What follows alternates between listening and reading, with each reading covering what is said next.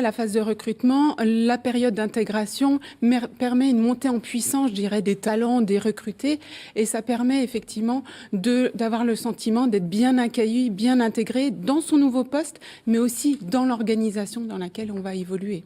C'est un premier facteur d'épanouissement. Il faut bien commencer, tout simplement. Tout à fait.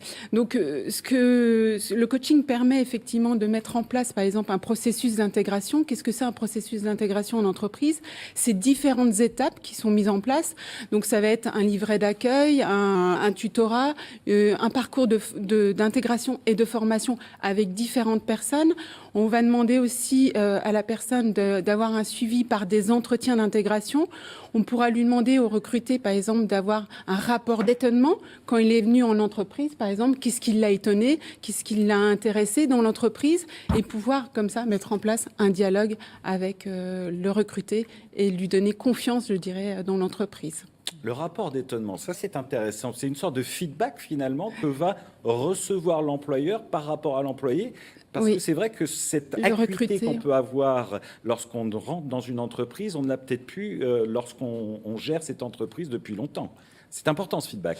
Oui, c'est important parce que ça permet d'avoir un regard neuf de quelqu'un, un recruté qui a été recruté certes pour un poste, des compétences techniques, pratiques, mais aussi comment arriver à s'intégrer dans l'entreprise et à fidéliser les talents. Parce qu'aujourd'hui, Monsieur Collin a parlé très peu de turnover à Champignol, mais il y a certaines entreprises qui voient leurs talents, les bac+5 ou des compétences, s'évader avant la première année. Et c'est un coût supplémentaire de recruter, de former, d'intégrer. Donc, autant le faire dès le départ pour pouvoir avoir le sentiment d'être bien accueilli, bien intégré et envie d'évoluer dans cette entreprise. Et je vois Patrice Collin qui opine du chef, ça veut dire qu'il partage à 100% le propos. Je suis tout à fait d'accord. Fidéliser les talents, c'est très important dans le cadre du processus d'intégration en entreprise. Finalement, en fait, cette qualité d'accueil dans l'entreprise qui va être fait dès le départ, ça va être aussi ce qui va faire le succès du recrutement.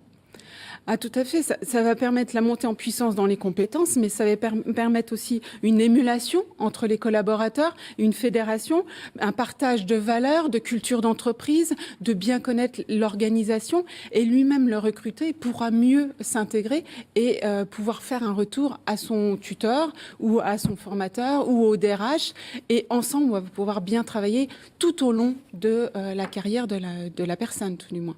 Donc, et ben voilà, et avoir un sentiment de reconnaissance, d'appartenance à un groupe et d'épanouissement dans l'entreprise et fidéliser effectivement ses collaborateurs. Et ben voilà, donc pour tout savoir en fait sur le sujet, je vous propose, je vous invite à aller voir Angélique qui vous donnera de bons conseils donc sur cette intégration du nouvel embauché. Autre thème que développe Angélique au travers de ses petits déjeuners, les prochains petits déjeuners, donc conférences sur des questions liées au coaching que vous organisez en Angélique, ce sera les 7 et 8 octobre prochains, ce sera au restaurant de l'Âne Bleu à Épinal. C'est à quelle heure ? À 8 heures. C'est pour les leftos, mais c'est un petit déjeuner en même temps. Tout à fait, et on y déguste quelques viennoiseries.